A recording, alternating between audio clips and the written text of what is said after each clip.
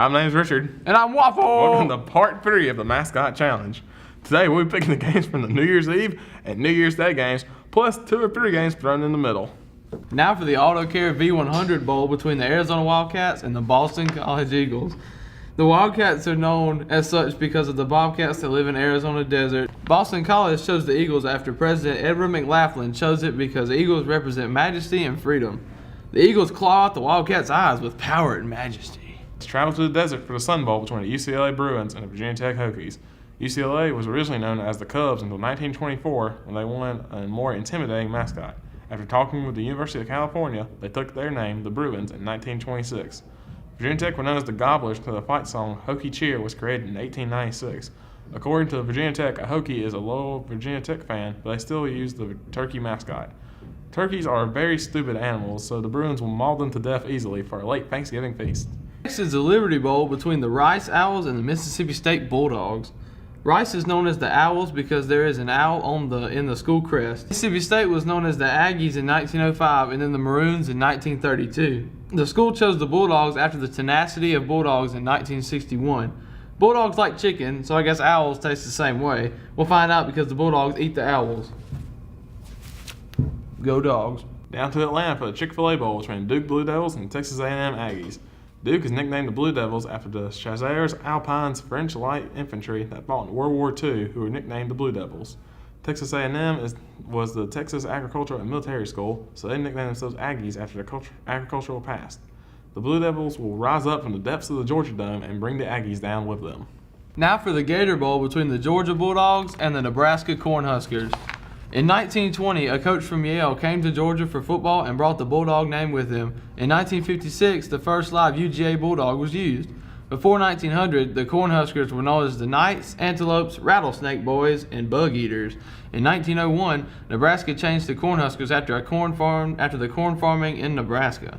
With the combined powers of all their past mascots, Nebraska takes UGA to the pound. Next is the Heart of Dallas Bowl between the UNLV Rebels and the North Texas Mean Green. North Texas were known as the Eagles until 1964 when newspapers said the Mean Green were coming.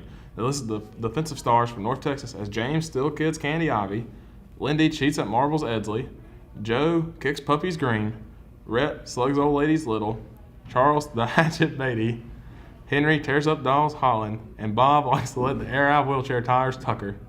At UNLV, the president liked the Rebel name and the mascot was originally a black wolf wearing a Confederate uniform.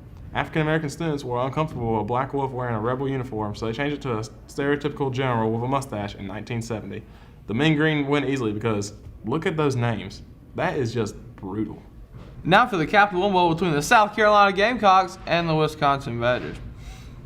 USC chose to be the Gamecocks after General Thomas the Gamecock Sumter fought in Columbia during the Revolutionary War.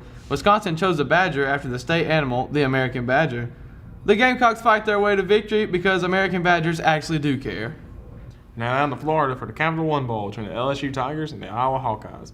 LSU is named the Tigers after Robert E. Lee called the troops in Louisiana Fighting Tigers. The university took the name and also created the original Tiger Rag as their fight song in 1955.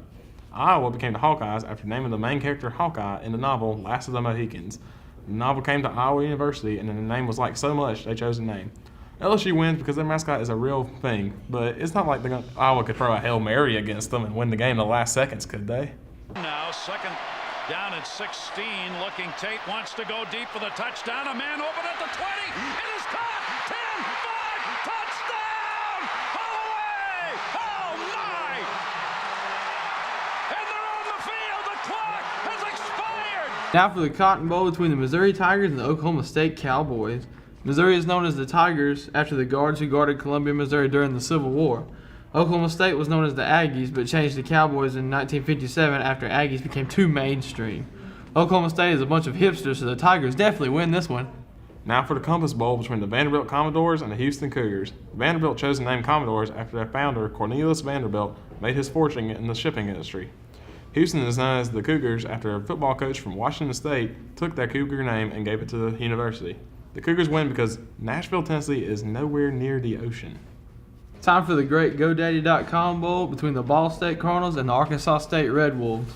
Ball State is known as the Cardinals after their president chose the name in 1927.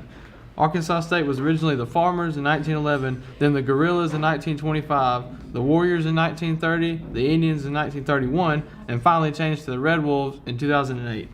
David Letterman graduated from Ball State, and he's not funny. The Farming Guerrilla, Warrior, Indian, Wolves win this one easy.